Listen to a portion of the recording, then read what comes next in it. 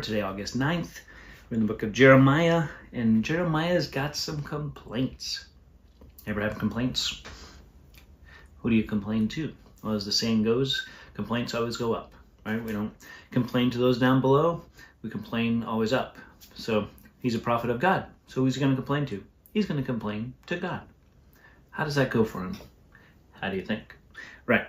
Okay, righteous are you, O Lord, when I complain to you, right? It's almost humorous, right? You're so righteous, God, when I complain to you. Yet I would plead my case before you. Why does the way of the wicked prosper? Why do all who are treacherous thrive? You plant them, they take root, they grow, they produce fruit. You are near in their mouth and far from their heart.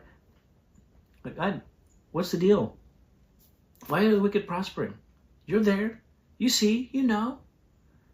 And it's really a genuine question. I don't think he's just saying it. And I think we have genuine questions as well, and people around us. And God doesn't look at it with disdain or with like, oh, brother, right? And so when we encounter people, or if we ourselves have genuine questions for the Lord, that's okay. God's big enough to handle it.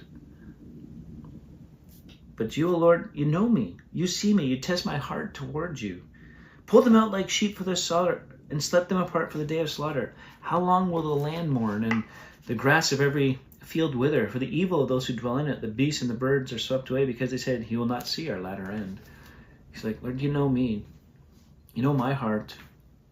So when's this going to end?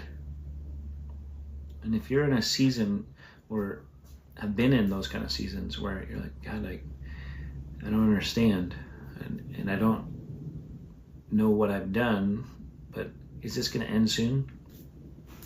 You're in the right place. And you're taking it to the right place, right? You're taking that emotion, that feeling, that understanding to the Lord.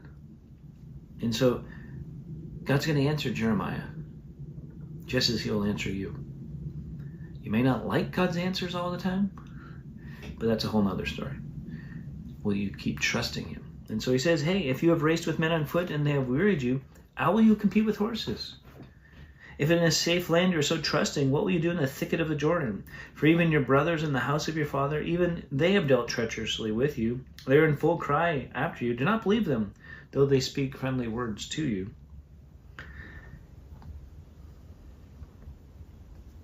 And he's going to give them a whole bunch more, but like, hey, if you have already seen this and you're already worn out, how are you going to survive when it gets really tough? You're trusting in a safe land. What will you do when it's rough? But the Lord wants us to not just put aside our reasoning and put aside our knowledge and say, oh, it doesn't matter. I think he wants us to engage with him in relationship. And so we get to that place